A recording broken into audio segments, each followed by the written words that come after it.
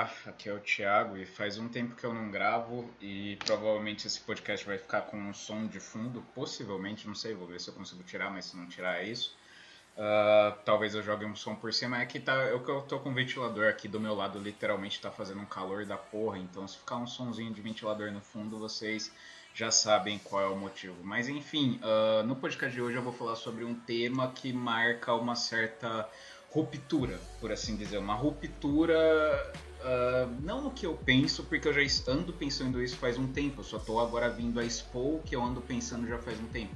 Mas uma ruptura, talvez, não na temática do canal, mas assim, uma ruptura que eu acho que talvez alguns de vocês já devam ter percebido que de uns tempos pra cá eu venho mudando muito minha visão e minha filosofia, entre aspas, com relação às coisas da vida, sabe? Eu tenho saído cada vez mais do pessimismo. Eu ainda continuo pessimista em certa maneira, eu sou pessimista principalmente com relação ao ser humano, e nesse sentido eu sou até misantropo em certos termos, mas assim, pelas vias lógicas, eu tô cada vez mais saindo do pessimismo e indo pro que chamam de positivismo lógico, que é uma linha de pensamento, que é uma linha filosófica que o próprio nome já diz, que define que logicamente as coisas tendem para o positivo, ou seja, que logicamente as coisas tendem para o bem.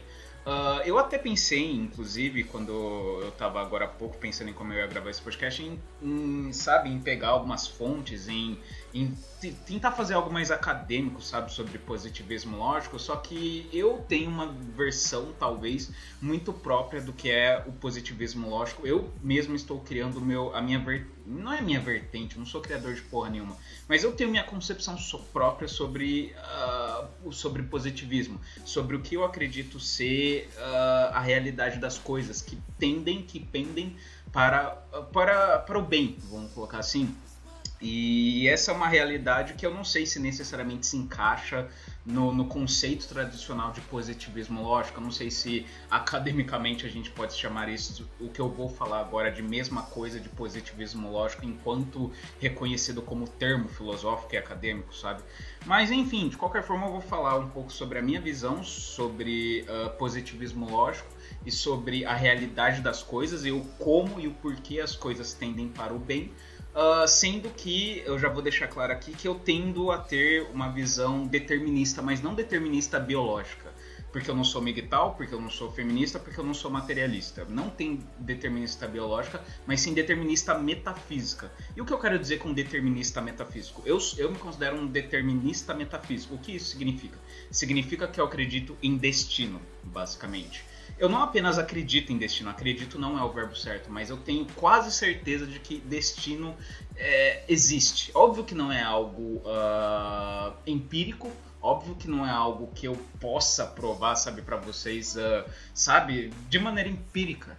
Mas é algo que simplesmente, sabe quando todas as coisas apontam para um mesmo fato? Você olha para um lugar, ele aponta para um lugar. Você olha para um lugar, ele aponta para um fato. Você olha para outro lugar, ele aponta para esse mesmo fato. Você olha para outro lugar, esse outro lugar aponta esse mesmo fato e outro lugar também aponta o mesmo fato. Enfim, sabe quando é coincidência demais para ser, sabe, obra do acaso? Eu não apenas acredito, como quase tenho certeza na existência de destino, pelo simples fato de que as coisas, não somente no plano subjetivo de eu acreditar nisso, mas também porque as coisas seguem um plano lógico. As coisas seguem uma cadeia lógica, uma cadeia de 1 mais 1 é igual a 2. E agora que eu vou começar a falar sobre o que é positivismo lógico para mim e o porquê que eu acho que as coisas tendem para o bem, segundo essa linha, essa visão minha sobre destino e sobre a realidade das coisas como um todo. Primeiro eu vou falar aqui de alguns fatos simples e depois eu vou unir esses fatos. Primeiro, fatos matemáticos. A matemática é algo que simplesmente ela é como é e não há discussão sobre ela. Ela é algo que é simplesmente, de certa forma, até mecânico, sabe? O que eu quero dizer com mecânico é que simplesmente não há espaço para discussão, o que é e ponto, acabou. O que eu quero dizer com isso? Vou pegar aqui o exemplo, eu vou utilizar esse exemplo do 1 mais 1 várias vezes. 1 mais 1 é igual a 2. Eu acho que ninguém aqui, eu não duvido disso, você que tá me ouvindo, provavelmente você não duvida disso, e todo mundo não deve duvidar disso, que 1 mais 1 é igual a 2. E por que 1 mais 1 é igual a 2? Porque se você juntar uma coisa que existe com outra coisa que existe, vai originar duas coisas que existem. O conceito da palavra denomina e o conceito da palavra soma com denomina que 1 está sendo somado com igual a 2. E, óbvio, vocês vão falar, cara, você está falando algo muito óbvio, parece que você está falando com uma escolinha. Sim, mas é isso que eu quero dizer.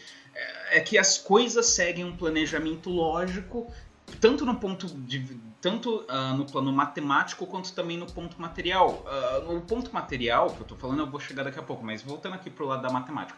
1 mais 1 é igual a 2. Não importa o quanto você conteste, o quanto você reclame, o quanto você queira refutar, simplesmente a matemática é o que é e ponto, acabou.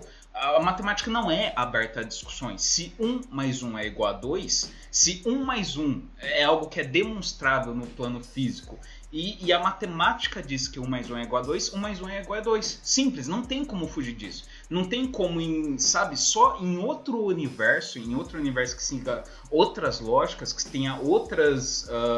que seja basicamente outro sistema, 1 mais 1 não é igual a 2. Mas nesse universo em que a gente existe, no universo Terra, no universo Via Láctea, no universo como um todo, 1 mais 1 é igual a 2 e 1 mais 1 sempre será igual a 2. E isso se dá tanto do ponto de vista matemático, lógico, que 1 mais 1 é igual a 2, quanto também do ponto de vista linguístico.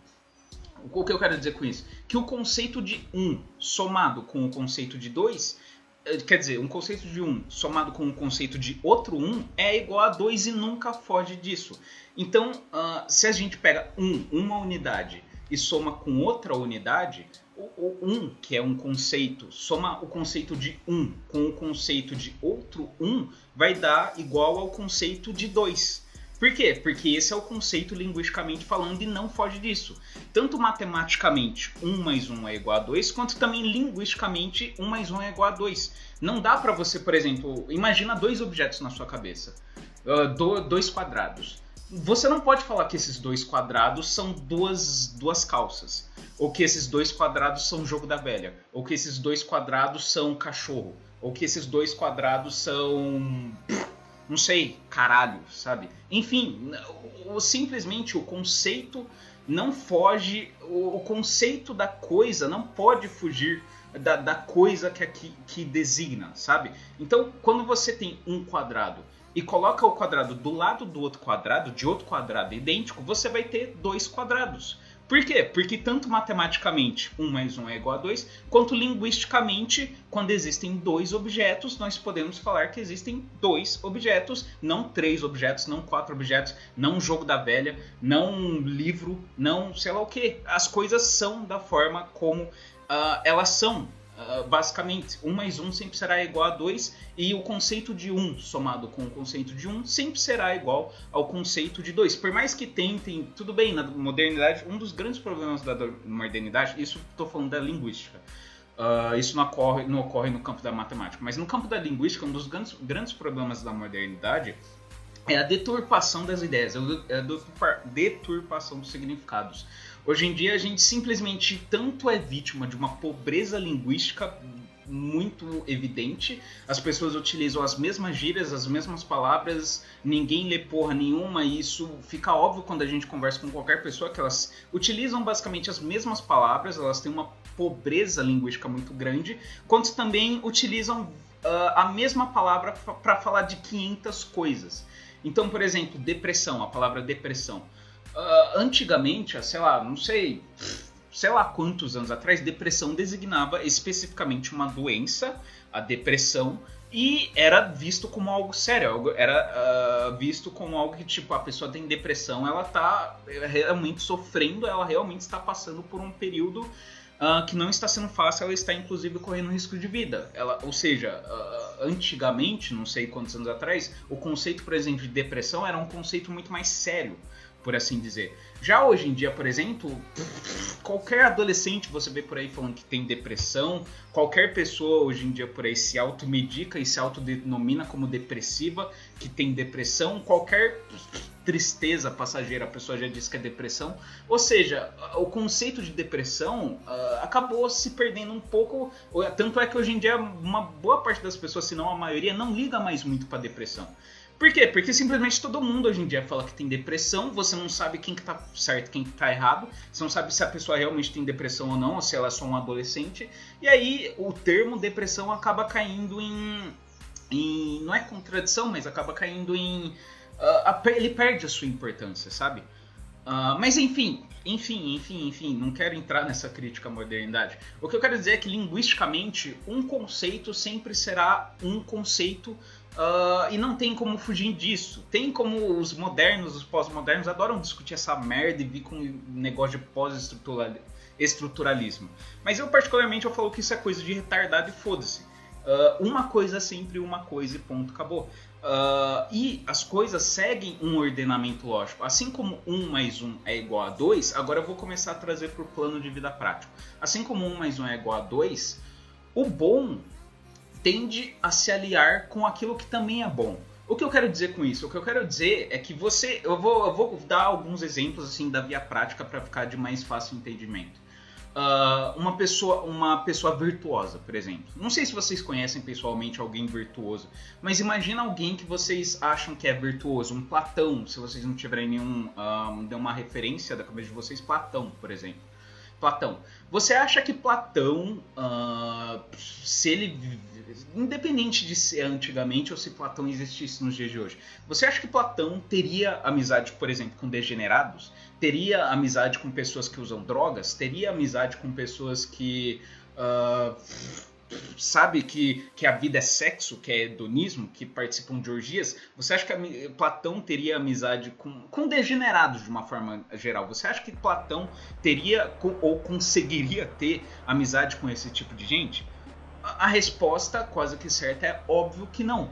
Por quê? Porque o virtuoso tende a se aliar com aquilo que também é virtuoso. E o contrário também é verdade. O degenerado tende a se aliar com aquilo que também é degenerado. Isso, eu particularmente, Thiago, eu enxergo até mesmo na minha própria vida prática, na minha subjetividade. O que eu quero dizer com isso? O que eu quero dizer é que as pessoas que eu conheço, sejam elas web amigos ou não, as pessoas que eu conheço, assim, de internet, pessoalmente, etc., que são as pessoas que eu vejo, que eu enxergo, que eu coloco como tendo algum tipo de virtude, eu enxergo que essas pessoas geralmente não se aliam aos meus amigos em comum, que eu enxergo que são mais degenerados. E os degenerados não se aliam com os virtuosos, eles se aliam a outros degenerados. Então, por exemplo, eu tenho amigos em comum, por exemplo, que eu considero degenerado, que, assim, os caras não se conversavam e do nada eles começaram a conversar, começaram a um comentar em publicação do outro em Facebook, um degenerado comenta na publicação de outro degenerado, ou seja, não é os opostos se atraem nesse caso, é os iguais se atraem. O degenerado atrai o degenerado e o virtuoso atrai o virtuoso. Esse também foi um dos motivos de um ano pra cá, um pouco mais de tempo pra cá, de eu ter começado a me afastar de muitas pessoas e muitas coisas. Por quê? Porque simplesmente eu não encontro mais um elo de ligação com essas coisas. Eu não encontro mais, se eu quero ser um sujeito virtuoso, eu logicamente tenho que levar uma vida virtuosa. Não faz o mínimo sentido, por exemplo, você pregar...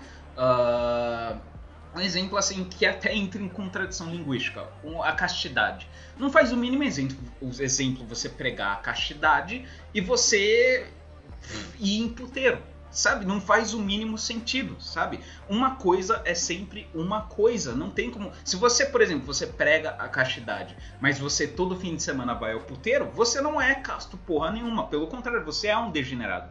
O conceito de degenerado sempre será o conceito de degenerado, e se você é uma pessoa que prega a castidade, porém vai ao puteiro, você é muito mais degenerado do que casto. O resumo da ópera, 1 mais 1 é igual a 2, e 1 mais 1 sempre será igual a 2. Aquilo que é X tende sempre a atrair aquilo que também é X. É óbvio que antes que venham me acusar de estar sendo muito simplista e de sei lá, falar que, nossa, querer transformar o mundo num arco-íris. Antes que venham me acusar desse tipo de coisa, é óbvio que, por exemplo, que uma boa pessoa, vamos colocar assim, uma boa pessoa possa ter algumas amizades que não são tão boas. Uma boa pessoa possa passar por dificuldades. Uma boa pessoa pode... Que coisas boas podem acontecer com... Coisas ruins podem acontecer com pessoas boas. É óbvio que isso pode acontecer.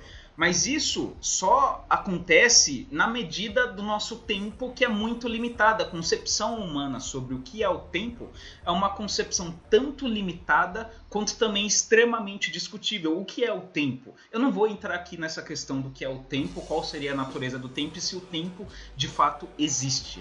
Mas o que se pode dizer é que na concepção humana de tempo, simplesmente o que tende a prevalecer é o caráter da coisa em si. Logo, se a coisa em si é boa, ela tende o lado bom das experiências como um todo tende a prevalecer na vida da pessoa que é boa.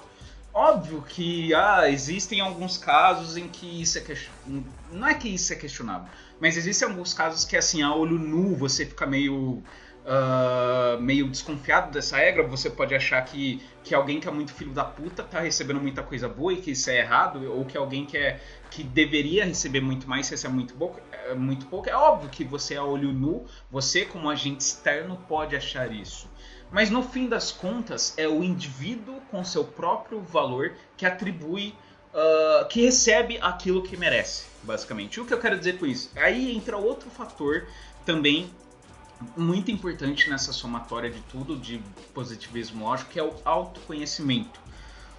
Por exemplo, um indivíduo bom que, apesar dele ser bom, ele vive, sabe, ele não tem boas amizades, ele frequenta lugares que não são bons, e ele se sente mal com tudo isso.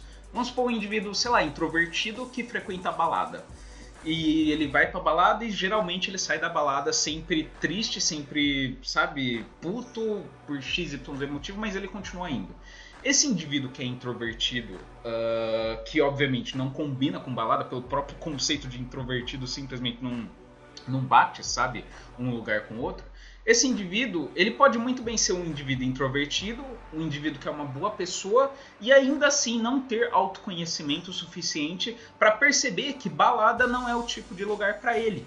Ou seja, mesmo que aquela pessoa seja uma boa pessoa e seja que tenda, em tese, para o bem, ela não possui autoconhecimento suficiente para isso. Logo, ela tende não exatamente para o mal, mas ela tende para algo que não é ele mesmo, algo que não é o próprio bem. E aí que está outro fator.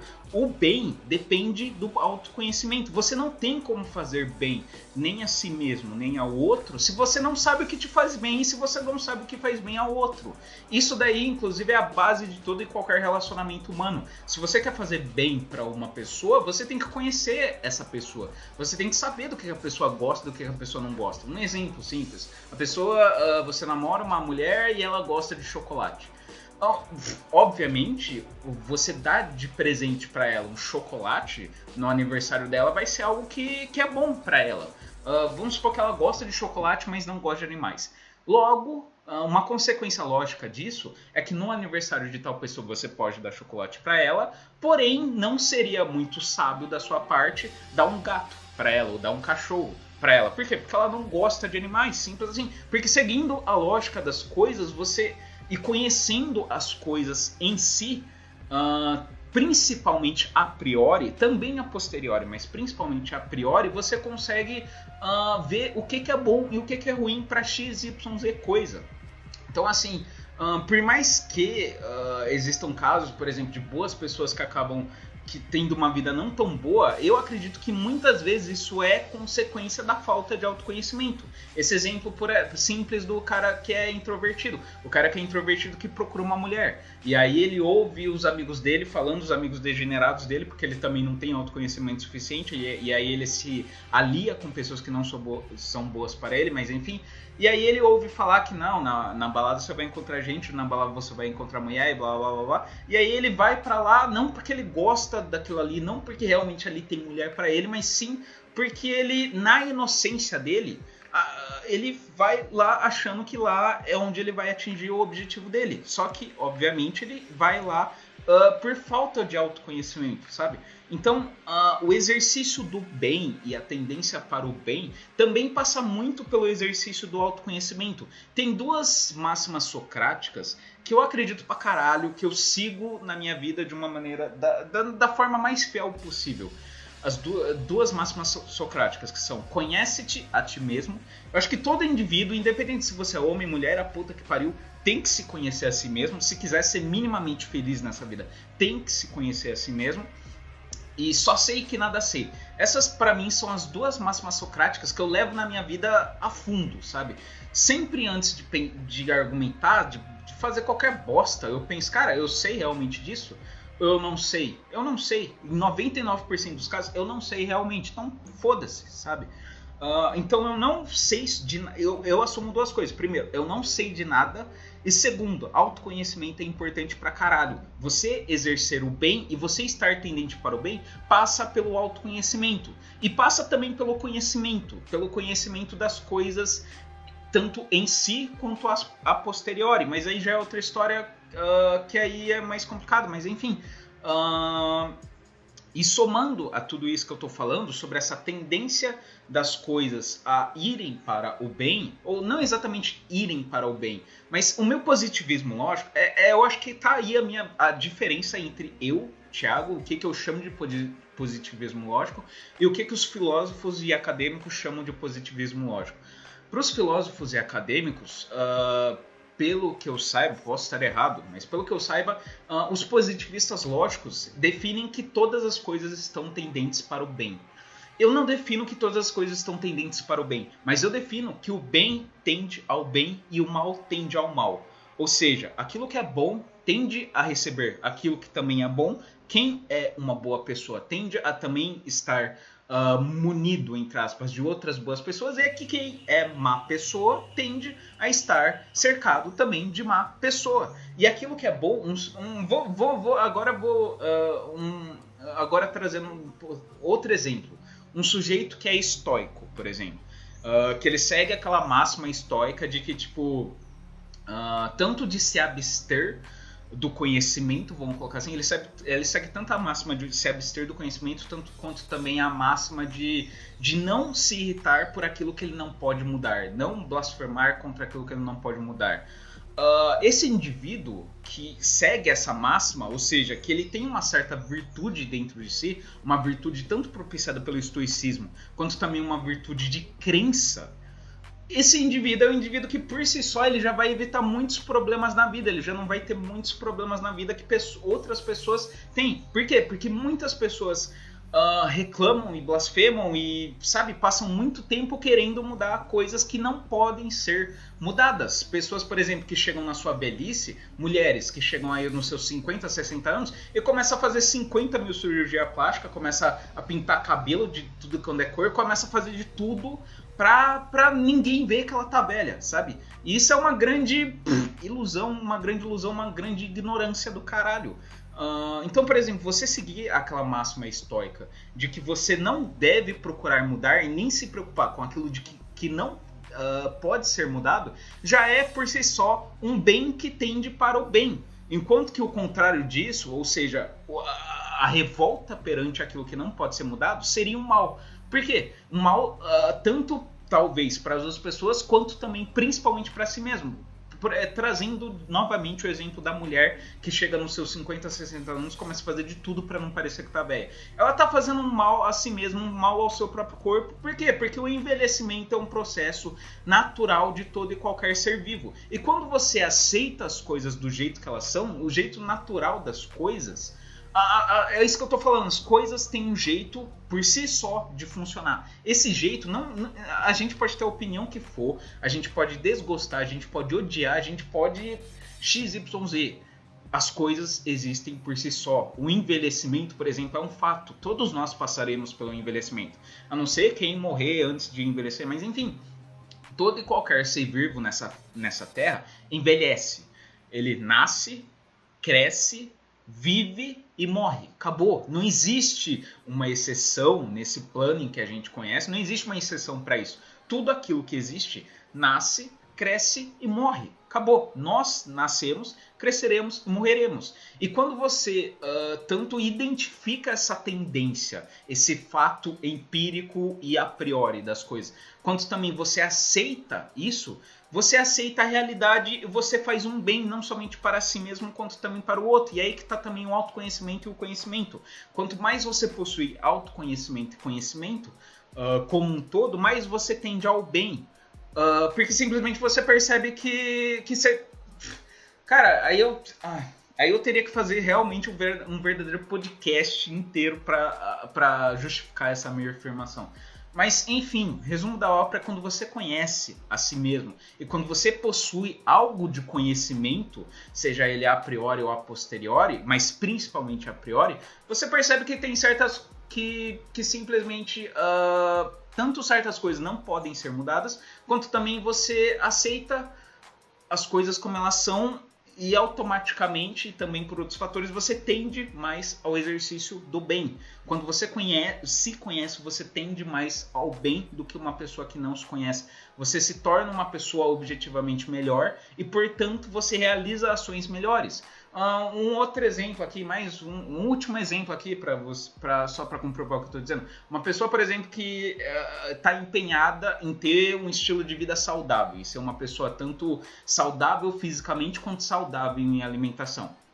Essa é uma pessoa que, com o passar do tempo, ela está tendente muito mais para o bem, porque isso é um hábito objetivamente bom. Você querer ser saudável, tanto de corpo quanto também em termos de saúde como um todo, isso é algo que objetivamente tende para o bem. E quando você toma atitudes que objetivamente tendem para o bem, você automaticamente está mais inclinado a tanto estar no caminho do bem, entre aspas, aqui é em sentido completamente abstrato. Não comece a falar que eu tô falando de ursinho Pooh, de o mundo das fadas, não é isso, cara. É sentido abstrato, tá? Sabe? Quando você está no caminho do bem, você naturalmente tende para o bem. Quando você é uma boa pessoa, você tende a encontrar boas pessoas na tua vida. E quando você é uma má pessoa, você tende a encontrar más pessoas. É o que eu falei agora há pouco. Os amigos que eu tenho, amigos entre aspas, que eu conheço medianamente, que eu considero como degenerados, quase sempre trocam ideia com outras pessoas que eu também considero degenerados. E aqueles que são minimamente virtuosos em algum sentido, eu só vejo eles comentando e conversando com aqueles que eu também identifico que são minimamente virtuosos. Não tem sentido, é o que eu falei, cara. O Platão, por exemplo, não tem sentido Platão. Seria uma inconsistência tanto linguística quanto lógica que Platão, por exemplo, se aliasse a drogados. Platão se aliasse sei lá, movimento feminista. Que Platão se aliasse a pós-moderno. Seria uma inconsistência tanto linguística quanto lógica. Platão tendia para o bem. Platão fez um bem em sua vida. Enfim, e para finalizar, outra coisa que também contribui com esse meu ponto de vista sobre positivismo lógico é você apreender os gregos. Os gregos, um dos assuntos que os gregos, os primeiros filósofos, principalmente os socráticos e os pós-socráticos, os pré-socráticos nem tanto, porque os pré-socráticos eram muito na linha do origem do cosmos, origem do mundo, origem das coisas, mas os socráticos e os pós-socráticos versaram muito sobre a felicidade, eles pensaram muito sobre o que seria a felicidade e como atingi-la. Se você seguir o caminho da virtude dos gregos, você naturalmente está mais tendente, objetivamente até falando, a felicidade do que alguém que está cagando para isso. Por quê? Porque os gregos ensinam muitas coisas que, objetivamente falando, estão mais próximas da perfeição do que da perdição. Um exemplo, prudência. Prudência é um valor muito importante de ter, especialmente quando se vive em sociedade. Quando você é prudente, você evita muita briga. Quando você é prudente, você pensa antes de falar. Quando você é prudente, você considera os sentimentos dos outros. Enfim, a prudência é uma qualidade, por exemplo, incentivada pelos gregos que objetivamente faz com que você esteja mais a caminho do bem do que do mal. Outra qualidade, o bem-dispor físico, o desenvolvimento físico, algo principalmente pregado por Platão, também é outra coisa que tende para o bem. Por quê? Porque quando você se desenvolve fisicamente, quando você, não necessariamente você vira um bombado, não tô falando nesse sentido, mas só quando você cuida do teu corpo minimamente, sabe? Presta atenção no teu corpo e não vira aqueles cara gordo pra caralho que fica fazendo campanha pró-gordo, tipo, gordofobia, essas porra aí. Você é uma pessoa que naturalmente você tende a viver mais e você tende a viver melhor do que um gordo, por exemplo. E você sendo magro e tendo um corpo bom, você naturalmente tende a ter menos problemas de saúde, logo você tende a ter menos motivos para se preocupar, menos motivos para blasfemar, para reclamar e etc, do que alguém que é gordo pra caralho e todo mês precisa na porra do médico porque tá com pressão alta ou com XYZ problemas. Outro exemplo, a paciência, não a paciência, a paciência também, é que eu falei paciência, eu pensei paciência, mas agora não me veio nenhum filósofo grego específico que fale sobre a paciência. Mas a coragem, por exemplo, a coragem que também é um valor abstrato, a coragem também é outro valor muito importante para a vida humana. É muito importante que você seja corajoso quando você precisa ser corajoso. O que é melhor, objetivamente falando, você ser corajoso ou você ser covarde? E aí é que tá outro exemplo de qualidade que os gregos falavam muito, que se você tomar para tua vida, você vai automaticamente estar mais no caminho da virtude e da bondade. A temperança. Também não adianta muito você ser corajoso, mas assim, ser corajoso além do que deveria ser extremamente corajoso no sentido de ser irritadiço e furioso. E ser irritadiço e furioso também não seria uma qualidade. E aí que entra a temperança. Você sempre precisa dosar as coisas, você sempre precisa dosar entre ser paciente e você ser muito paciente, entre você ser corajoso e você ser agressivo, entre você ser prudente e você deixar de falar aquilo que você pensa de alguma forma. Enfim, temperança também é outra qualidade que os gregos já muito falavam, que se você trazer para tua vida, você naturalmente tende ao bem. Enfim, tem XYZ características que os gregos, não somente os gregos antigos, mas principalmente os gregos, principalmente os socráticos e os que vêm um pouco depois dos socráticos, que se você levar para a tua vida, você vai automaticamente estar mais inclinado ao que é objetivamente bom. Ninguém duvida, por exemplo, eu não duvido e acho que vocês também não devem duvidar que você ser uma pessoa paciente, isso vai te trazer frutos, sabe? Não no curto prazo, mas talvez no longo prazo. Outra coisa também que é muito importante sobre positivismo lógico. Positivismo lógico é algo semelhante a poker, sabe? Não se trata do aqui e do agora, se trata do longo prazo. Por exemplo, aquela boa pessoa perdeu a casa porque aconteceu alguma merda lá com ela e ela perdeu a casa, é uma merda. Como assim positivismo lógico existe?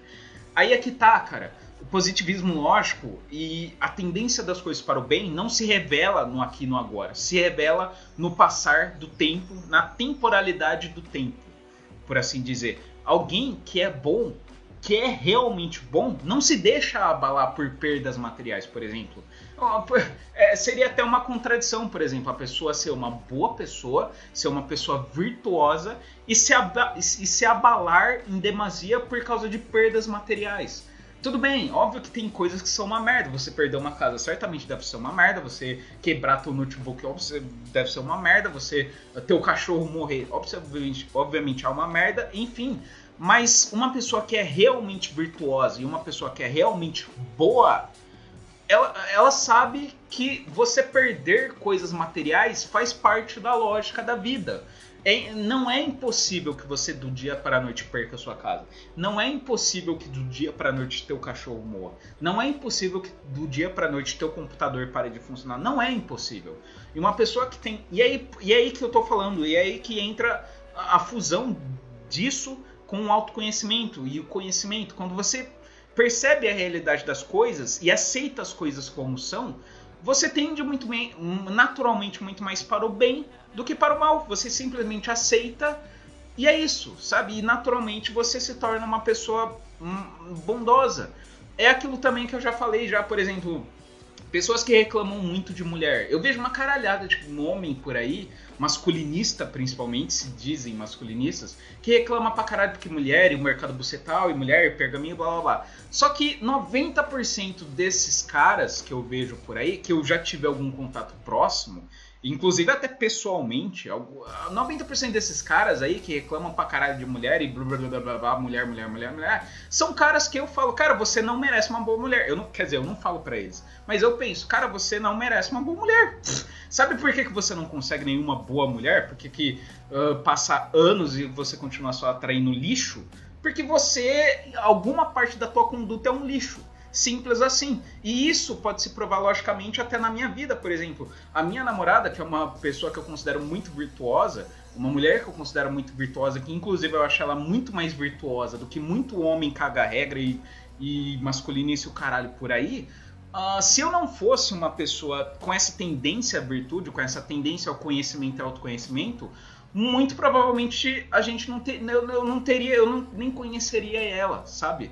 Porque um dos fatores que veio fazer com que a gente começasse a ter um relacionamento e ela me conhecer e ela demonstrar algum interesse por mim e relacionamento, etc., foi o fato de que eu me demonstrei uma pessoa desde cedo que buscava algum tipo de conhecimento. Isso é uma coisa que ela já falou pra mim já algumas vezes, que uma das coisas que me atraiu, que eu fiz ela ser atraída pra mim, foi que ela viu minhas redes sociais e ela viu que eu era uma pessoa que eu gosto de ler, e que eu busco conhecimento e que eu não sou um completo, tipo, um cara que só vai querer comer ela, por assim dizer, sabe? Isso é uma coisa que naturalmente atraiu ela.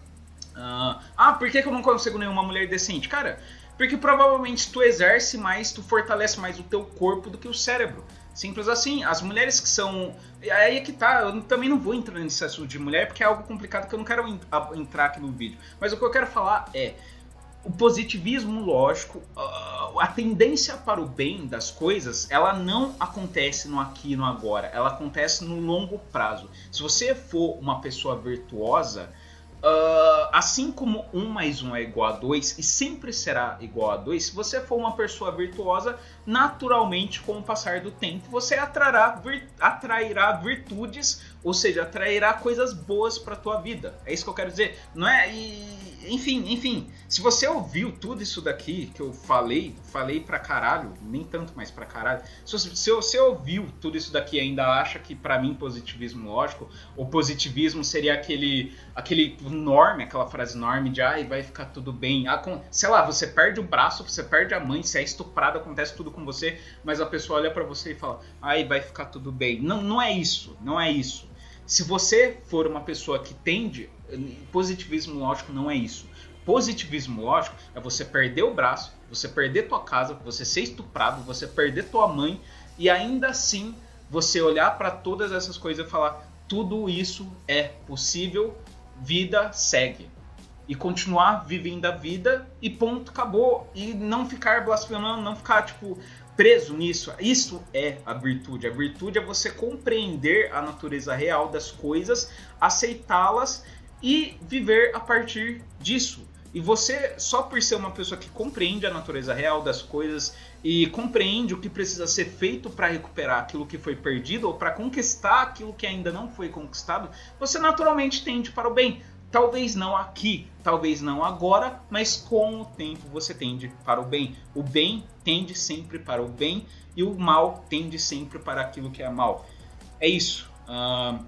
Eu poderia argumentar bastante sobre esse assunto, mas sinceramente não é minha intenção ficar me alongando muito sobre esse assunto, sobre positivismo lógico.